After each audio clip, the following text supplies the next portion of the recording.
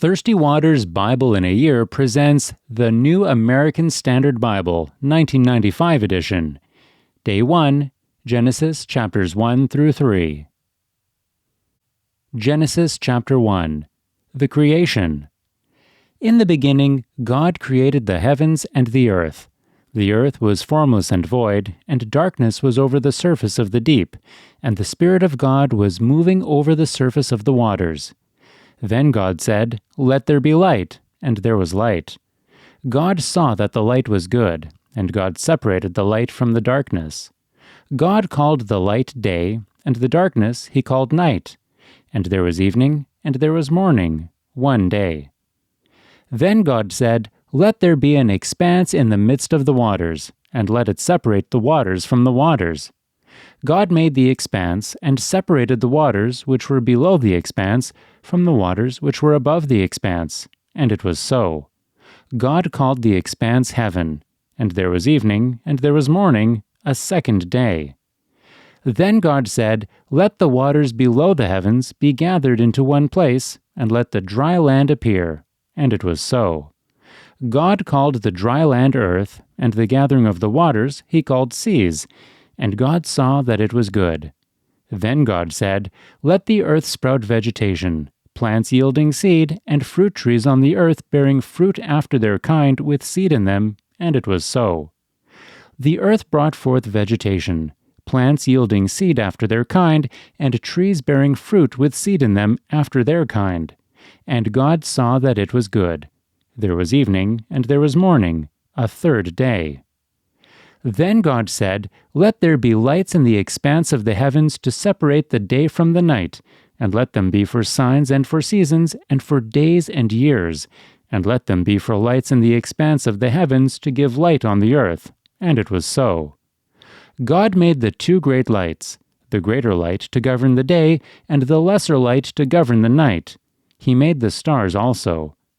God placed them in the expanse of the heavens to give light on the earth, and to govern the day and the night, and to separate the light from the darkness. And God saw that it was good. There was evening, and there was morning, a fourth day. Then God said, "Let the waters teem with swarms of living creatures, and let birds fly above the earth in the open expanse of the heavens." God created the great sea monsters and every living creature that moves, with which the waters swarmed after their kind, and every winged bird after its kind. And God saw that it was good. God blessed them, saying, "Be fruitful and multiply, and fill the waters in the seas, and let birds multiply on the earth." There was evening, and there was morning, a fifth day. Then God said, "Let the earth bring forth living creatures after their kind, cattle and creeping things, and beasts of the earth after their kind," and it was so. God made the beasts of the earth after their kind, and the cattle after their kind, and everything that creeps on the ground after its kind, and God saw that it was good. Then God said, "Let us make man in our image, according to our likeness, and let them rule over the fish of the sea, and over the birds of the sky, and over the cattle, and over all the earth, and over every creeping thing that creeps on the earth." God created man in his own image. In the image of God he created him, male and female he created them. God blessed them, and God said to them, "Be fruitful and multiply, and fill the earth and subdue it, and rule over the fish of the sea, and over the birds of the sky, and over every living thing that moves on the earth."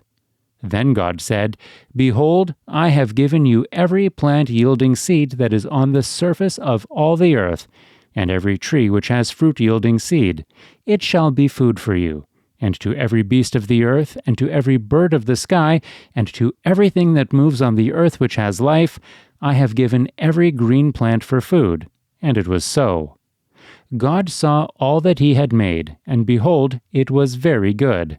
And there was evening, and there was morning, the sixth day. Genesis chapter 2. The Creation of Man and Woman. Thus the heavens and the earth were completed, and all their hosts. By the seventh day God completed his work which he had done, and he rested on the seventh day from all his work which he had done. Then God blessed the seventh day and sanctified it, because in it he rested from all his work which God had created and made. This is the account of the heavens and the earth when they were created, in the day that the Lord God made earth and heaven. Now no shrub of the field was yet in the earth, and no plant of the field had yet sprouted, for the Lord God had not sent rain upon the earth, and there was no man to cultivate the ground. But a mist used to rise from the earth and water the whole surface of the ground. Then the Lord God formed man of dust from the ground, and breathed into his nostrils the breath of life, and man became a living being. The Lord God planted a garden toward the east, in Eden, and there he placed the man whom he had formed. Out of the ground the Lord God caused to grow every tree that is pleasing to the sight and good for food, the tree of life also in the midst of the garden, and the tree of the knowledge of good and evil. Now a river flowed out of Eden to water the garden, and from there it divided and became 4 rivers. The name of the first is Pishon. It flows around the whole land of Havilah, where there is gold. The gold of that land is good. The bdellium and the onyx stone are there. The name of the second river is Gihon. It flows around the whole land of Cush. The name of the third river is Tigris. It flows east of Assyria, and the fourth river is the Euphrates. Then the Lord God took the man and put him into the Garden of Eden to cultivate it and keep it. The Lord God commanded the man, saying, "From any tree of the garden you may eat freely, but from the tree of the knowledge of good and evil you shall not eat, for in the day that you eat from it you will surely die." Then the Lord God said, "It is not good for the man to be alone. I will make him a helper suitable for him." Out of the ground the Lord God formed every beast of the field and every bird of the sky, and brought them to the man to see what he would call them. And whatever the man called a living creature, that was its name. The man gave names to all the cattle, and to the birds of the sky, and to every beast of the field, but for Adam there was not found a helper suitable for him. So the Lord God caused a deep sleep to fall upon the man, and he slept. Then he took one of his ribs and closed up the flesh at that place.